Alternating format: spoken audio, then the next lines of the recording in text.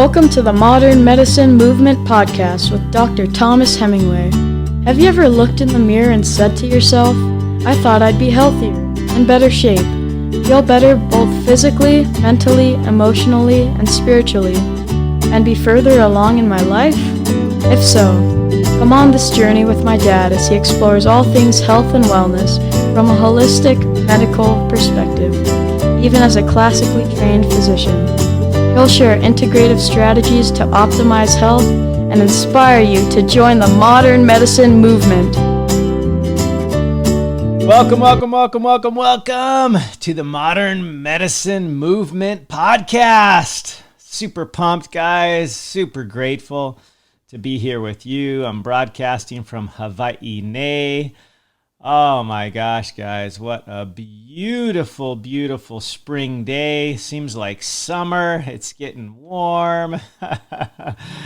Thank goodness for these natural winds we call the trade winds, because they provide our only AC in many of our homes, including mine. We love opening up the windows and letting this cool breeze rush through. It invigorates, it vitalizes, and most importantly, it cools us off a bit. So grateful. We have plenty of wind today. It's beautiful. I got a little vitamin D. You guys that are watching on YouTube or the Zoom video, which is pretty awesome. I got transcripts for you guys, especially to help out our hearing impaired. And if you guys know anybody that needs the transcripts, they'll be available. So anyway, thank you for being here. Thank you for sharing. Thank you for, oh my gosh, listening. I love doing this. I'm so grateful for you guys. This is why I do this each and every week.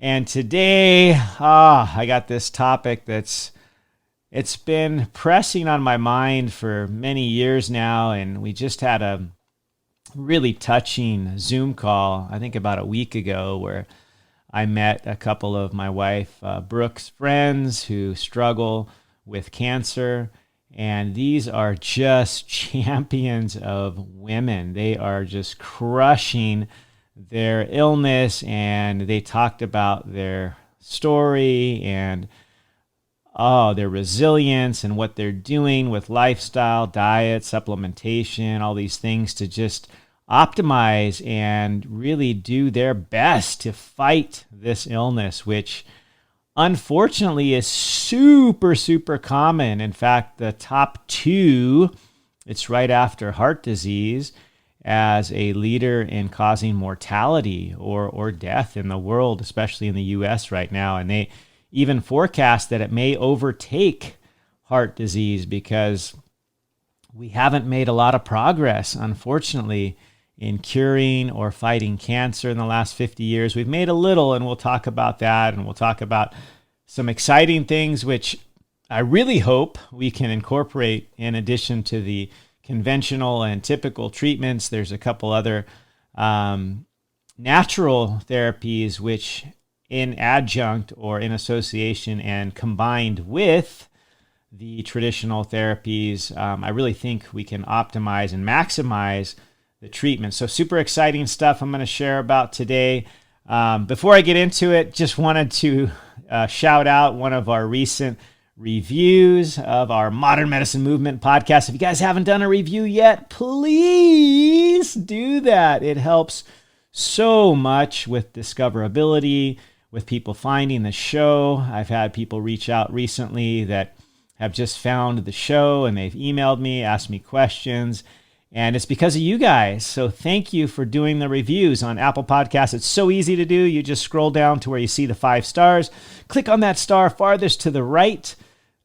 That's your right side to the right, and you click on that, and then you right below there's a link with a little square and a pencil coming off the top, I think, to the left side of the screen. Just click on that link and type up a review. I just love your review. So this week I wanted to share another 5-star review from Beginner Scrabbler. And this person says, it's titled, Love These Informative and Educational Podcasts. And this person says, quote, I have a very nerdy side and absolutely love the info and education from these podcasts by Dr. Thomas Hemingway. The one I listened to today gave some convincing and encouraging advice for simple lifestyle changes one can make in areas of diet, exercise, and supplementation. So insightful! Exclamation point. Thanks for sharing your knowledge and encouraging so many to live their healthiest and happiest lives. Thank you so much, Beginner Scrabbler. Oh, that's so encouraging to me. I mean, at the end of the day, this is really why I do the show. I love hearing from you guys. I love hearing how I can add value to you, to your family, to your friends, all those people you care about. So please continue to write reviews. Please share, tag somebody, share the link, and have them write a review. Anybody that writes a review, it just really, really, really ups the discoverability factor on iTunes and other platforms. So thank you in advance for doing that. So grateful. And also, if you don't know about it, I have a free Facebook group entitled The Modern Medicine Movement Health and Wellness Facebook group. And it's going to be exciting in there coming up, guys. I'm actually going to be releasing, you guys will be the first to know, a brand new full course that will be available real soon. It's a full course that I've put together on simple steps to be able to achieve your healthiest life. And it's going to talk about nutrition, what things should and shouldn't be in your diet. We're going to have a page. I'm going to have PDFs in there, for example, pages on what to toss from your pantry, some simple, healthy option ideas and food selection, what's on the to-eat list and what's on the not-to-eat list. We'll also talk about things like movement, my favorite, right? Vitamin M. We'll talk about some of my favorite vitamins like vitamin D, vitamin M I mentioned, right? And vitamin N or nature, as well as optimizing things like sleep. And it's a really awesome course. I think you guys are going to love it. I'll give you guys the first chance to go and grab it for a pretty darn, oh my gosh, it's going to be super affordable. I'm going to give you guys a great price on it. It's just literally taken me years to get all the information together, and I can't wait. I'm going to be releasing it in 1 week. You guys will be the first to know, those that are in my Modern Medicine Movement Health and Wellness Facebook group. So excited about that, guys. A new course, complete with PDFs, videos. It's going to be awesome. Anyway, let's get into it. This week's topic is going to be on sugar and cancer. Sugar! Anybody out there ever saw the original Men in Black with Will Smith? Have you guys seen that? One of the guys on there says something like, "Give me sugar in water now." And I guess an alien had already taken over this guy's body, and so his wife turns to him and said, "I never seen sugar do that." Something like that, but it's a classic line from the original Men in Black with Will Smith. Shout out to Will Smith. So I love that movie. It just cracks me up. Anyway, so sugar and cancer, are they related? What's the deal? Anyway, I just wanted to talk about this topic and a little bit more just in general about cancer, because so many of us have either been affected ourselves or have a friend or a family member that's been affected by some type of cancer, because it is so dang common out there. Like I mentioned at the outset, the second leading cause of death right now in the world is cancer, after only heart disease being number one. And unfortunately, there haven't been that many advances in the last 50 years, really. And the cancer rates in general have been increasing as compared to heart disease, which has been decreasing. So some even project that cancer could be the leading or the number one cause of death within the next several decades. And I really hope that's not the case, because I really feel like there are things that we can do, both preventative and with respect to treatment, that we can be able to add to other available therapies. Now, once again, although I am a doctor, I am a physician, this is not medical advice. This podcast is simply for educational and enjoyment purposes. All right. I'm not pretending to treat or diagnose any illness. I'm not giving you medical advice. You should discuss any changes in your healthcare regimen with your healthcare provider. So with that caveat, I want to share with you a little bit of why this means so much to me. I, about 5 or 6 years ago, was given a diagnosis of a type of cancer. And I haven't really shared this publicly because there's a lot of, real emotional content to this. And it's something that's was real heavy on my mind, my wife's mind. And I had this large lump that was biopsied, and the preliminary results came back as cancer. It was a type of lymphoma. And when my primary care doctor, got these results, he called me into the office and he's like, "Hey, your biopsy shows cancer, but it's just a lymphoma. A lot of people have cancer. It's no big deal." And I was like, what the, insert your 4-letter explicative of choice right there. But he said to me, "It's no big deal. A lot of people have cancer." And I'm thinking, it's no big deal? I'm 40 years old. Like, it's a big deal. I have 6 kids. I have a lot to do yet in my life. I gotta, provide for my kids, my family.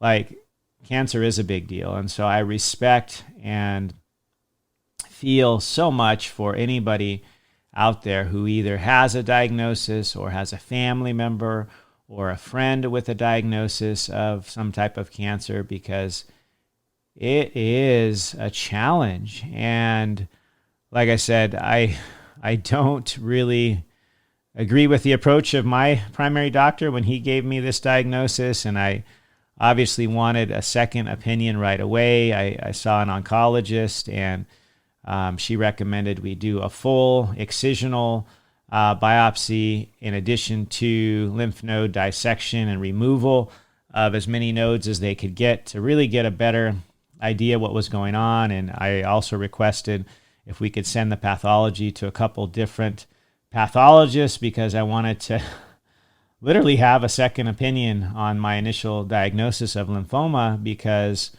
I just wanted to make sure, when you pursue treatment measures like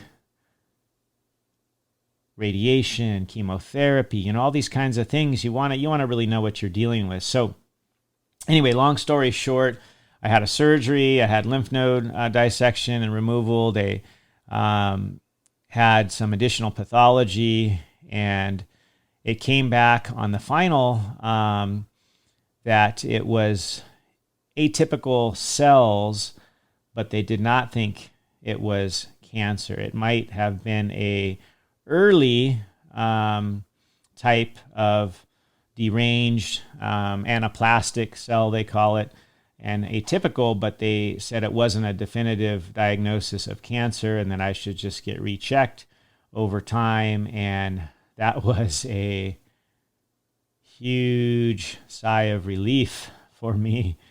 And it's something that I have to be in surveillance, and we're certainly, not out of the woods, so to speak, but it's something that, I think about, and I really helps me have perspective and some, real sympathy for those that do have a cancer diagnosis, because it's life-changing. But like with anything, there is something that we can all do. We're not just left alone. There's so many great, helpful, both traditional treatments as well as natural and integrative, holistic treatments that can be added upon. As I said earlier, adjunctive treatments, which can actually synergistically or helpfully together, treat cancer. So anyway, sorry for the digression. It's just thinking about that day and those several weeks during that time when I had my surgery. And actually, come to think of it, it was the second surgery that I had with respect to having funky, tumors removed that thus far have been thankfully non-cancerous, but I've had a couple times where we had to take lumps out that were thought cancerous, and just thinking about that just almost it just really makes me reflect. Wanted to talk about a little bit just at the outset where we are in the year 2021 with respect to just this concept of cancer. What is it? Where does it come from? Why is it increasing? We'll talk about treatments, both traditional and up and coming, and we'll add in some really helpful natural therapies that are free and easy to do that can help with cancer. So I would be remiss if I didn't talk about the complete picture here, the holistic approach to not just cancer, but to many things in life. We can use more than one modality. We don't have to just in isolation pick one therapy. We can get several and use them together, and they may have a combined beneficial or synergistic effect. And it's exciting because there are things like that with respect to cancer treatment that we'll talk about. And some of it involves those simple things that we've spoken of before, the macro and the micronutrients. If you guys remember way back, maybe 20 podcasts ago, I interviewed Dr. Benjamin Bickman, and we talked about insulin resistance and inflammation and his work that has shown insulin resistance to be a risk factor in developing inflammatory conditions such as cancer. And 88% of us are insulin resistant. So I'll touch a little bit and remind ourselves on the importance of insulin sensitivity and how we can avoid insulin resistance, or how we can just decrease it or improve it in ourselves. Because at the end of the day, guys, cancer primarily feeds off sugar. Yes, I said that. Cancer primarily feeds off sugar or glucose. So super, super important to consider this in the discussion in both cancer prevention and cancer treatment. We'll talk about the data. We'll talk about the different historical explanations and theories of this. It's actually quite an interesting historical scientific lesson, and I find it fascinating. I love science, obviously. I'm real nerdy like that, and I just love science, but I also love history. And when they go together, it makes it even more interesting. So anyway, you guys have probably heard of some of my fans that talk about these topics. In addition to Dr. Bickman, Dr. Mercola has talked about cancer quite a bit in his work, in his book, Fat for Fuel. He has a whole chapter discussing his view of what's called the metabolic theory of cancer, which is basically that cancer is primarily a metabolic disease. It's a problem with metabolism. And as we recall, metabolism primarily occurs at the level inside the cell in this little area, kind of this round organelle called the mitochondria.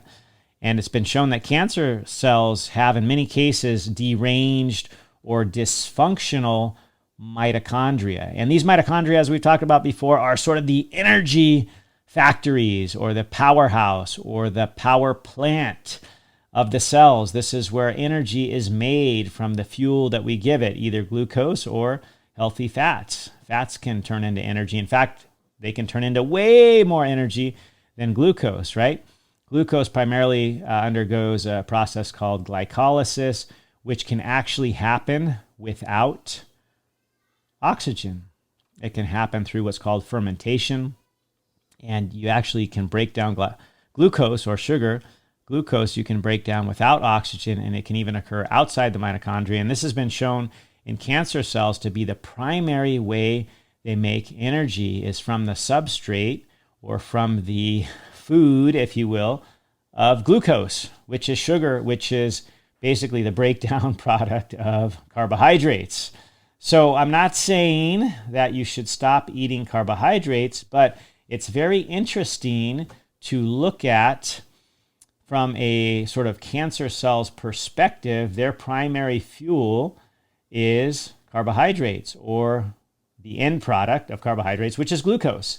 In fact, most cancer cells cannot use ketones or can't use them effectively because they have deranged metabolism, deranged energy powerhouses or mitochondria. And so we can attempt to sort of starve cancer by paying attention to the carbohydrates in our diet and trying to limit them, and especially limit those super highly processed ones that come in a package with a label that have all that nasty processed sugars and flours and high fructose corn syrup and all this kind of stuff, because they not only will fuel cancer, in addition to other healthy cells as well can get fueled by glucose, but the problem is that the cancer cells are much more aggressive at using that sugar and sort of using that as their fuel source. And if they are deprived of it to some degree, their growth will be less. And this has been shown in many studies that primarily cancer cells feed off of glucose. And if their glucose is limited through several different processes, either fasting, such as even intermittent fasting, or circadian fasting, like I've talked about recently. I shared a study a couple of podcasts ago about breast cancer survivors and a very simple overnight fast that I like to call circadian fasting. And this can actually reduce cancer growth and cancer recurrence. And I would suggest that primarily it does so by this mechanism, because the cancer is sort of being starved during this 13, 14-hour window of the overnight fast, because there's no new glucose available because you're not eating. And what's available are ketones, which cancer cells can't really use that well. And most of them don't really use it at all. And so that's a super helpful technique to limit cancer growth or cancer recurrence, as it was shown in this study I shared a couple of weeks ago. And I just find it fascinating because, once again, it's natural. It's normal. Our ancestors did it for thousands of years, right? They did an overnight fast where they basically didn't eat anything for probably 12 to 18 hours. They went to bed when the sun went down at 5 or 6, got up when the sun came up, and then they had to go chase their food down, So it was probably 14, 16, 18 hours that they had a natural circadian fast. And guess what? For the most part, our ancestors didn't get cancer very often compared to us. It was super rare. And part of that may be from this circadian fasting that they did. Part of it may be they just didn't have a bunch of junk food available to them. They couldn't go to a grocery store and buy a bunch of highly refined processed carbohydrates, that will trigger insulin. And we're going to talk a little bit about insulin because I just find it super fascinating how it can relate to not only insulin resistance, but you guys may have heard of before with respect to cancer.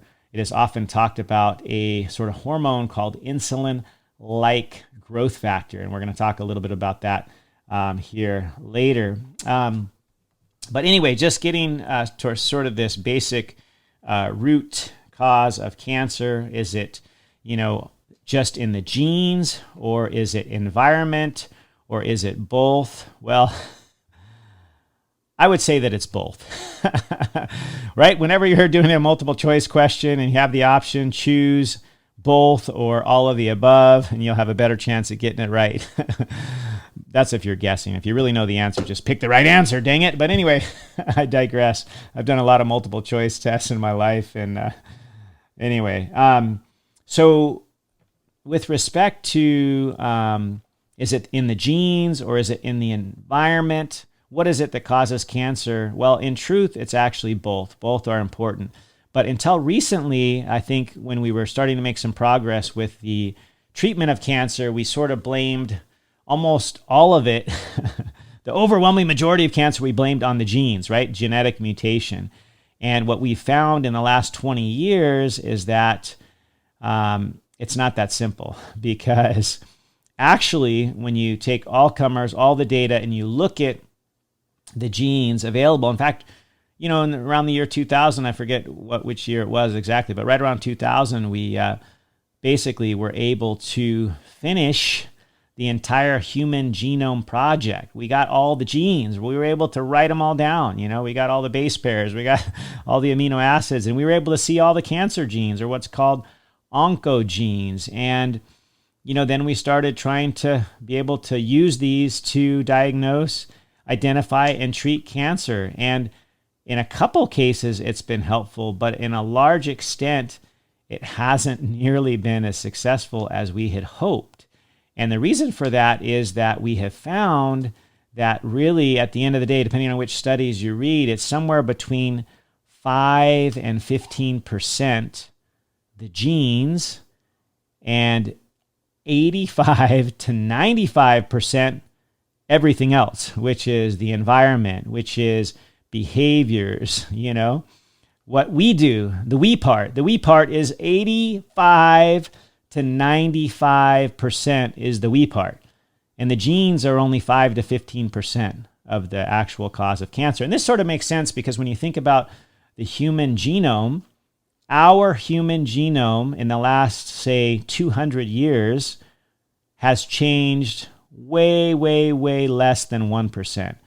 I mean, very little has our genome changed, which means that we've had either oncogenes, cancer-causing genes, or pro-oncogenes, the precursors to cancer-causing genes. We've had these in our DNA for many, many years, hundreds, thousands of years. Yet, it wasn't until, let's say, the last 100 years, and more specifically the last 50 years, that we started getting cancer at much higher rates.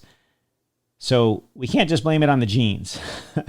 Genes are definitely a part of it. They are important, but actually the latest data suggests that they may only be responsible to about 5 to 15% of cancer, and the other 85 to 95% is everything else, which is us, our environment, our food, diet, lifestyle, stress, all these other factors, sleep, that play into whether or not we get cancer. You guys have all heard of what's called the epigenetic phenomenon, right? Epigenetics, which is basically the study of how our genes are turned on or off by environmental factors. The stuff we do, the stuff we actually have control of, which is super exciting because that means that we actually can make a difference.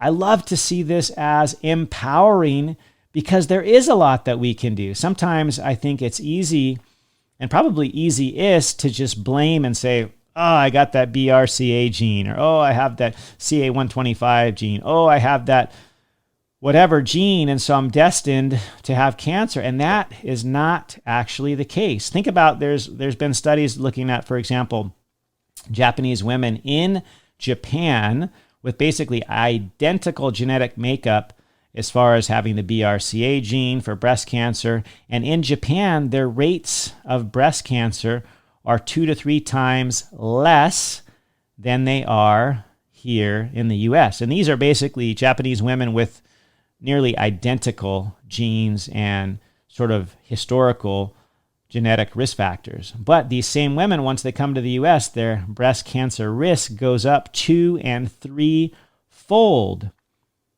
So we can ask ourselves, did the genes change? Did the genetic code change? Not really. They got the same genes. What changed? That 85 to 95%. Everything else, right? The environment, the diet, the lifestyle choices, and all these kinds of things. And so although many would say, what a curse that is, that I could potentially affect my future. I could help increase my risk of cancer because I have a crappy diet, I don't exercise, I have too much stress. But I would say, conversely, you potentially have the power to beat cancer. If you have cancer, you can beat it. If you don't have cancer, you can improve your chances so that you never get it. There's always something you can do. You got this, and that is empowering. There is so much that we can do because most of it is what we call epigenetic genetic, which is all the other things that we do, that we experience, that we are in as far as our environment, and all of that has a lot to do with whether these cancer genes, which we may have in our DNA, in our genetic material, whether they're turned on or off. So I think that's exciting. It's empowering, and I hope you will get that message. Anyway, I could talk about that for a long time. It's super interesting. There's a lot of interesting discussion on the origins of cancer. I mean, if you just think about it from an evolutionary perspective, we can sort of argue between Lamarck's, evolutionary theory versus Darwin, and how they're different, how both of them have things that make sense. We can talk about, I think one of my favorites is Thomas Seyfried, and he's got a cool name, right? Thomas. Thomas Seyfried. He's written a lot about cancer as a metabolic disease, and this is what I discussed at the outset, that it's in the cells, in those organelles, those small factories called the mitochondria, where there's a problem. And we talked about this, right? That cancer cells primarily like to use glucose because their mitochondria are jacked up. They can't use the ketone bodies like the rest of our cells can, including our brain. And so there is some metabolic undertones here. And Seyfried, Thomas Seyfried, writes a lot about this. Super interesting. And I won't get too into it, but he'll talk about what's called the Warburg effect. That's Warburg. And that goes into, sort of the metabolic process in the mitochondria, which of course is the powerhouse of the cell, the energy factory, which uses oxygen, right? When we use oxygen as the transporter of electricity, the so-called electron transport chain, to develop all that additional energy that can't be developed by simply burning glucose through fermentation, you get like 16 times the energy production when you use oxygen in the mitochondria. When you use things like ketones, it's super energy efficient. You get tons of energy, but you do use oxygen. And cancer cells mostly don't like oxygen. They actually just like glucose, and they can metabolize the glucose just fine without oxygen. And so actually some of the up-and-coming treatments, additional adjunctive treatments for cancer, involve not only things like intermittent fasting to sort of starve the cancer cells, but also oxygen therapy, like hyperbaric oxygen therapy, because the cancer cells don't like oxygen that much. And the normal cells, they're fine with oxygen. In fact, it helps them metabolize the ketone bodies or the fats better. So super interesting. But basically, Warburg described this point that respiration, as it occurs inside the mitochondria, was jacked up in cancer because they don't like to use it, right? They just like to metabolize glucose through the process of fermentation that doesn't necessarily like or need oxygen. So I don't want to get too much into that, but the byproduct is lactate, buildup of lactate. And we all know how we feel when we got a bunch of buildup of lactate through what's called anaerobic metabolism. Like if we just do arm or bicep curls all day long, what happens the next day? We get sore, right? Because that's not usually a real aerobic type of activity, right? It's hard to get your heart rate up just doing bicep curls, and we produce as a byproduct lactic acid, which shows that fermentation pathway or use of glycogen or glucose, and we get the buildup of lactate. So that can also be followed with the cancer cells' metabolism. You can look at mitochondria. I'll put in the show notes a real interesting article that talks about this, and there's even pictures of sort of the normal mitochondria, that powerhouse, and then the abnormal one in cancer. And there's one specifically in this article I recall looking at the glioblastoma multiforme, which is a cancer cell typically causing brain cancer, that it's showing how deranged and odd-looking and dysfunctional the mitochondria is in this type of cancer as opposed to a regular cell. So anyway, super interesting. The metabolic, right? The metabolic disease of cancer, as discussed by my friends, right? Thomas Seyfried and Warburg. There's a whole bunch of others. I'll put the link in the show notes, but super interesting. But when you think about how this applies to modern day cancer treatment, it goes beyond, just the genes, much beyond that, right? It goes into metabolism, which has much more far-reaching effects. So super, super interesting. In fact, I wanted to share this one portion, which I found fascinating because we have had a couple pretty interesting genetic treatments for a couple of cancers that you guys have probably heard of out there. One is the Philadelphia chromosome in CML, chronic myelogenous leukemia, and that targeted therapy is called Gleevec, and it actually is targeted better, and it works better in sort of the when looking at this metabolic pathway, and actually if there is some ketosis and some fasting or carbohydrate reduction, it actually works even better. And I just found that really interesting because it's a very underutilized potential treatment, right? Either the, let's say, treatment or additional adjunctive treatment of cancer with things like intermittent fasting or being in ketosis, right?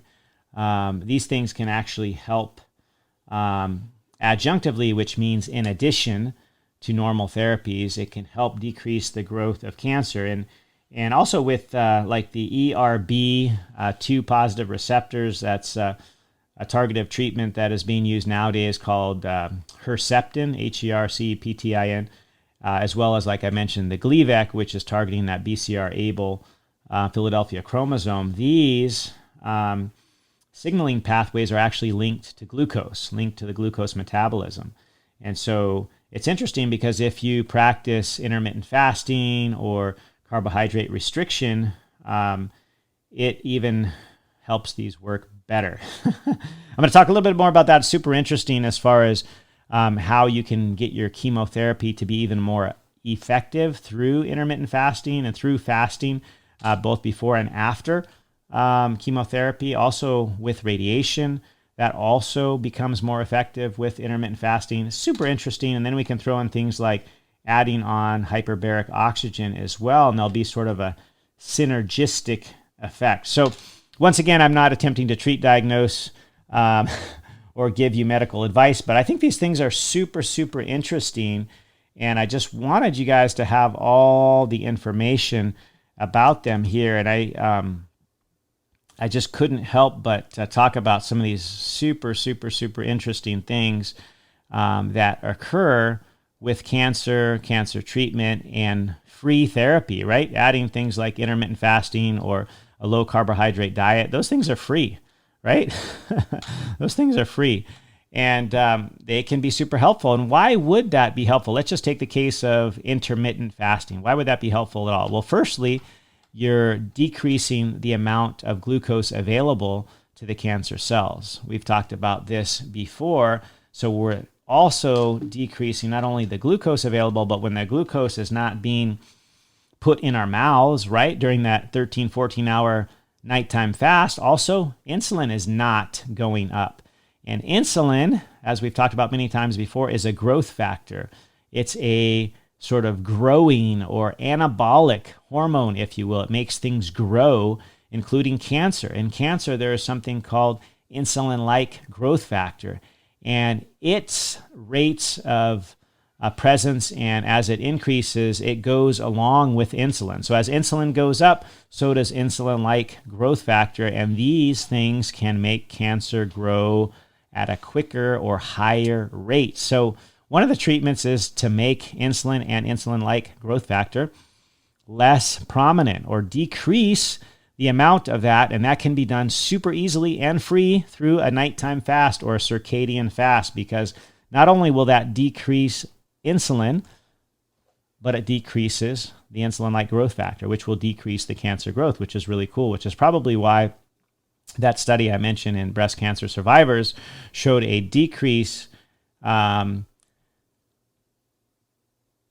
recurrence rate in the breast cancer in those that were practicing an overnight fast or a circadian fast.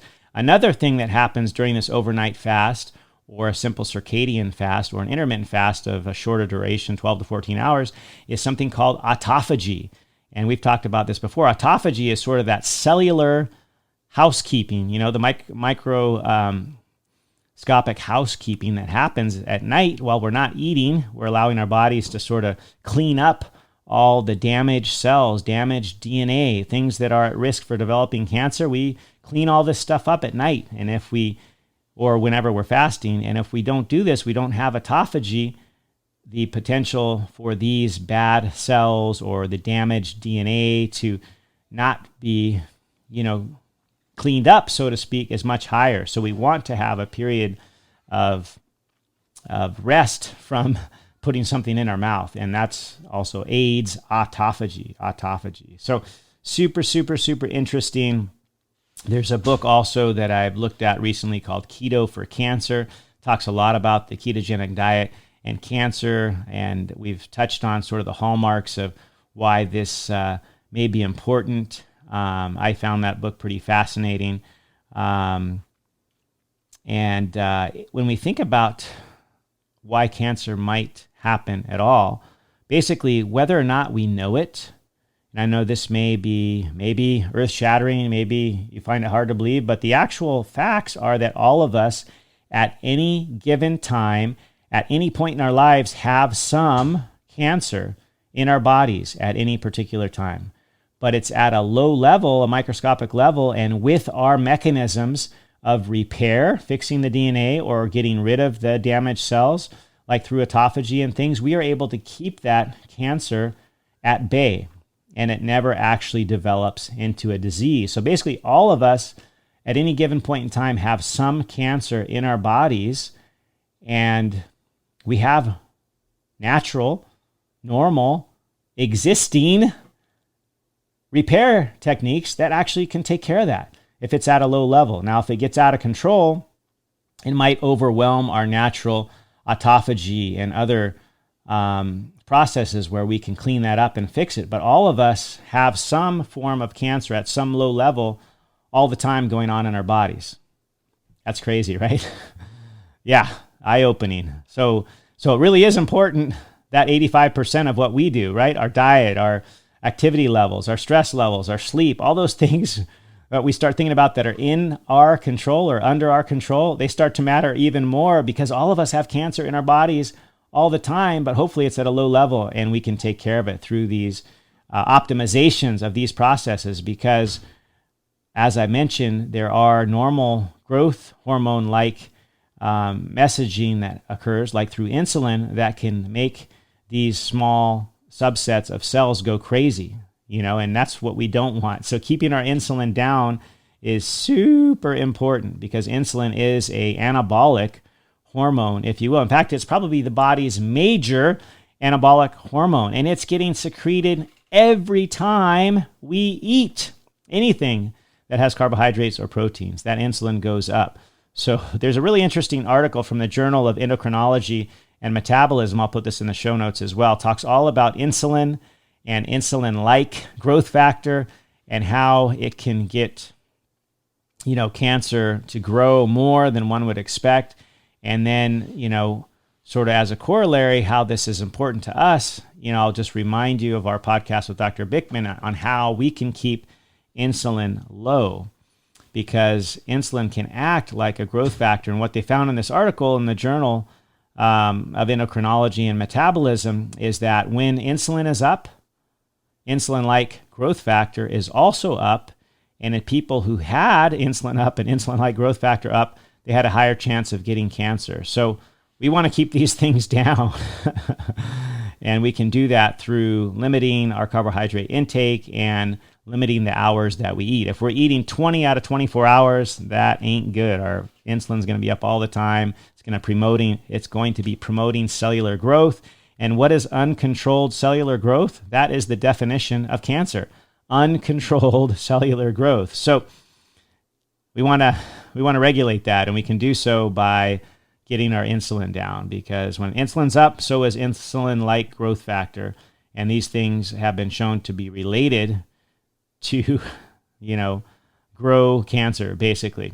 And why do you think, let's pause for a second and just think, why isn't this being studied more? Doing things like intermittent fasting or prolonged fasting or ketosis, right? Doing a Atkins style diet and doing a ketogenic diet to either help with treatment or preventing cancer. Well, why isn't this done very much? Because these techniques have been around for thousands of years. In fact, our ancestors did them, right? They could do these techniques without a notebook, without counting calories. They did these techniques, and guess what? They didn't get much cancer.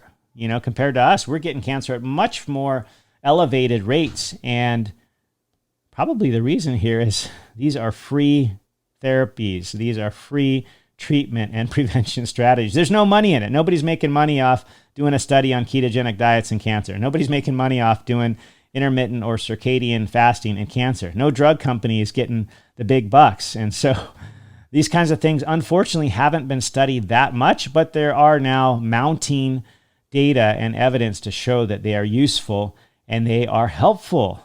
And I would say they are empowering, right? Because they are under our control. We get to decide if we want to do an overnight fast, a circadian fast. That is in our court. We can decide that. We can do that. If we want to do a low carb diet, we get to decide that.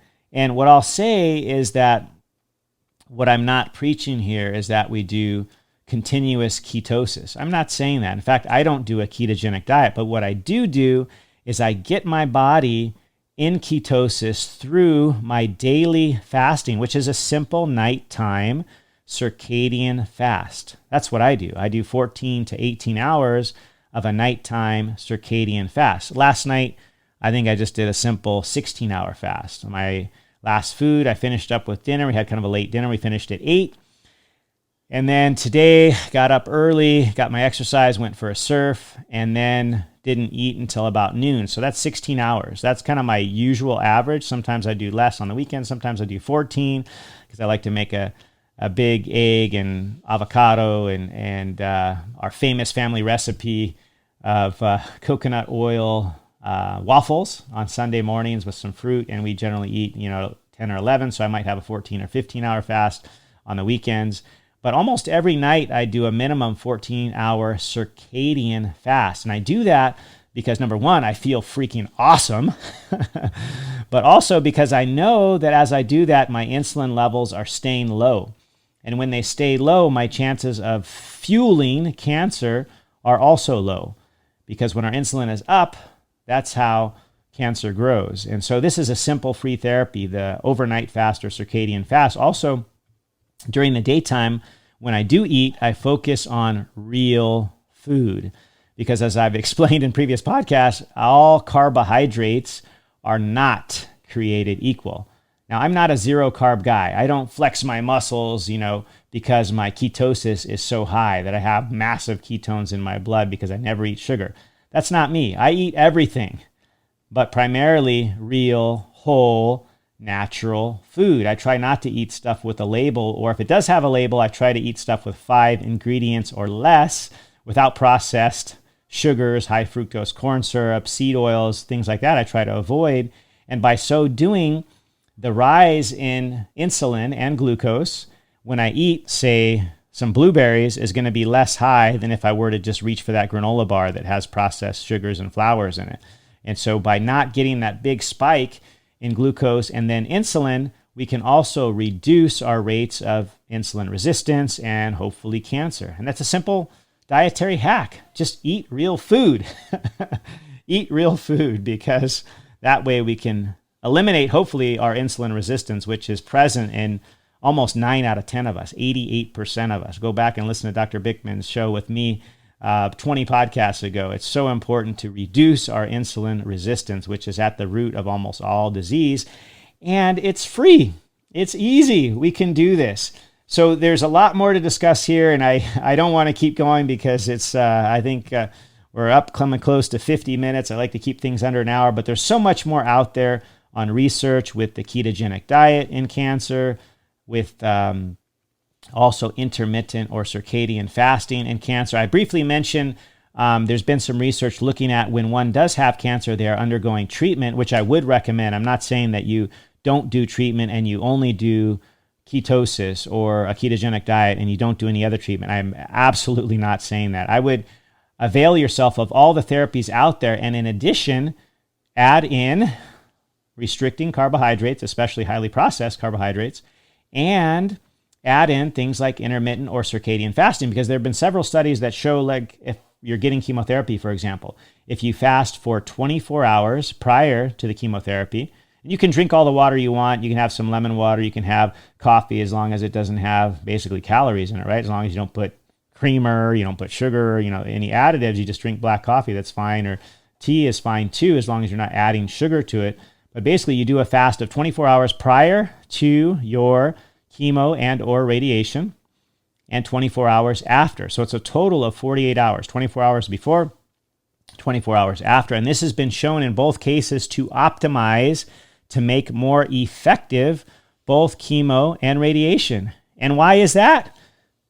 Because all those things we talked about earlier in the show, right? We're decreasing the available glucose, right? We're not starving cancer completely, because we always make a little bit of glucose in our liver through gluconeogenesis, but we're limiting the glucose available. And so those cancer cells are going to want to just grab whatever's available. And with chemo or radiation, they're grabbing that chemo, they're grabbing the radiation, and they're taking it into the cell, and hopefully they'll take it in at a higher rate than the normal cells. So this technique, when added to traditional therapy, will maximize its effect on the cancer cells and will minimize the effect on the normal cells. So that's empowering. That's exciting. There is more than just the traditional therapy. Traditional therapy is all good, and I'm so grateful that there's people out there studying how they can develop a new chemotherapeutic. But one last thing I wanted to share is that any particular cancer in any particular person, let's take breast cancer, for example, there are on average approximately 100 or more different mutations, genetic mutations going on in one individual in their type of cancer. So even though we can treat in a quote unquote targeted approach with, something like Gleevec for CML, or the other one I mentioned for breast cancer, that's treating one genetic mutation. In any given cancer, of especially the most common types like breast cancer, prostate cancer, colon cancer, some of the most common ones, they typically have in one individual up to 100 or more genetic mutations. So they can't effectively target all 100 of those, because that would mean 100 drugs. I mean, holy crap, nobody's going to tolerate 100 drugs, right? I've seen a lot of people on a lot of meds, but I don't know if I've ever seen 100, and certainly not 100 different chemotherapies. So these things are helpful to have targeted approaches with these targeted approaches of certain cancers, breast cancer, CML, things like that. But it's not the panacea, because there's so much genetic mutation out there. Something, however, that affects all the cells, which is super exciting, is metabolism. Metabolism, like what Thomas Seyfried talked about, the metabolic cause for cancer. Metabolism affects all cancer cells, because all cancer cells want to survive, and they want to have glucose, and they want to steal glucose from wherever they can get it. And if there's less glucose around, guess what? They're not going to grow as much. So yes, sugar is related to cancer. It is important to consider these natural free therapies that we talked about, like intermittent fasting, circadian fasting, limited use of carbohydrates, especially the non-natural ones. Holy crap, the ones coming with the label, high fructose corn syrup, processed sugars and carbs. Yes, we should try to avoid all those things, and we should avail ourselves of all the therapy that's available. So, wow. I know that's a lot. We got through a lot of material, super important stuff. I'll put some links to the studies that I mentioned in the show notes. I think you'll enjoy that. Just super, I think, interesting information, as well as empowering.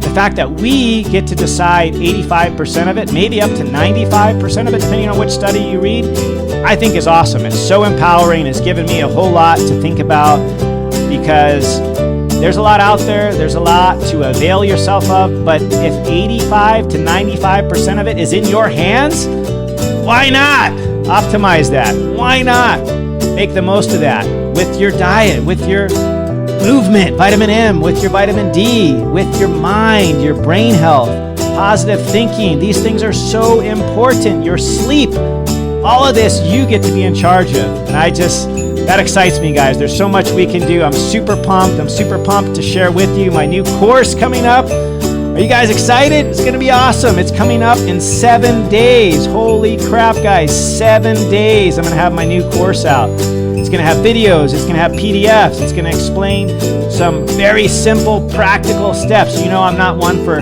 keeping track of calories and everything you put in your mouth, but it's going to have some really simple, practical steps that you guys can use to get to your healthiest healthy. Aloha!